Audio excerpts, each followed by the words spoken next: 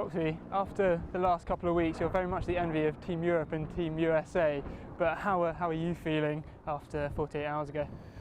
I mean, I'm still trying to process it, to be honest. I don't really quite know what to think. Obviously, it was an amazing feeling on Sunday, and then everything's just been crazy the last sort of 48 hours, basically. I mean, probably feels like there's still a hangover here, to be honest, as well.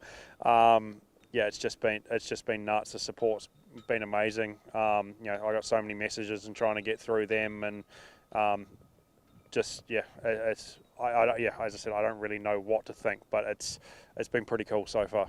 Have you been trying to relive the moments at all? Any shots that stand out in particular, or just being there with your family when the final part went in? Yeah, I mean, having the family there at the end was pretty amazing. I won't lie, the highlights have been on a couple of times on TV at home in the background, and we sort of watched it we watched some of the highlights on Sunday night, a few drinks in, and yeah, that was pretty cool. I think I was so in the moment at the time, I didn't kind of realise what was going on. So to see it back is very cool, and got to kind of maybe appreciate it a little bit more. But yeah, it's just been quite strange, to be honest.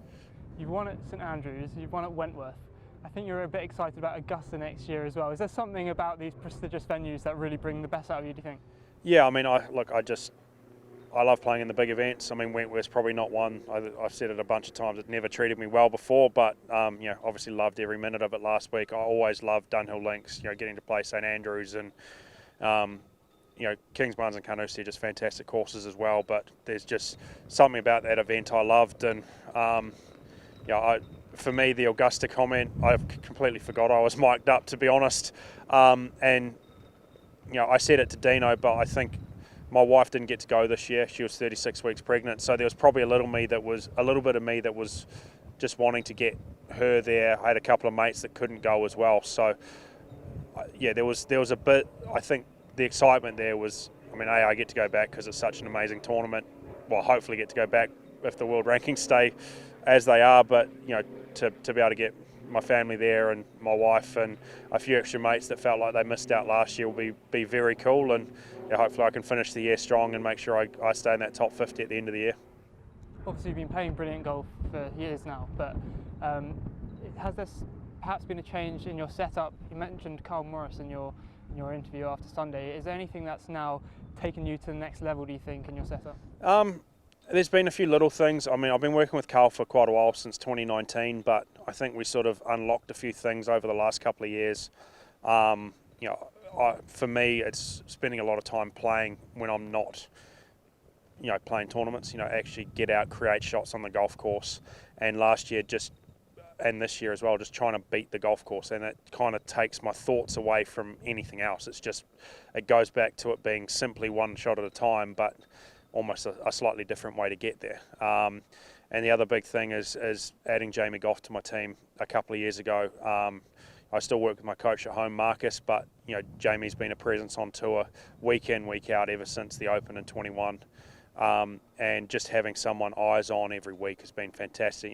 We've made a couple of little tweaks swing-wise, but nothing drastic. I don't think my swing looks probably that much different than it did, a few years ago, but it's making sure I just don't get too far outside the lines every week, and having someone there on a Thursday or Friday, or even Sunday in the rain delay last week, just to say, yep, mate, looking good, or look, you look a bit quick, just slow it down, or just something little.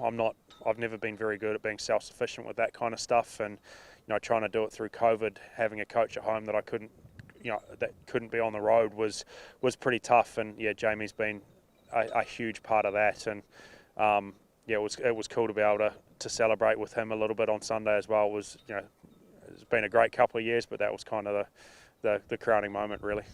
Despite us having to miss you in Rome next week, you've got a lot to look forward to, a lot on the agenda.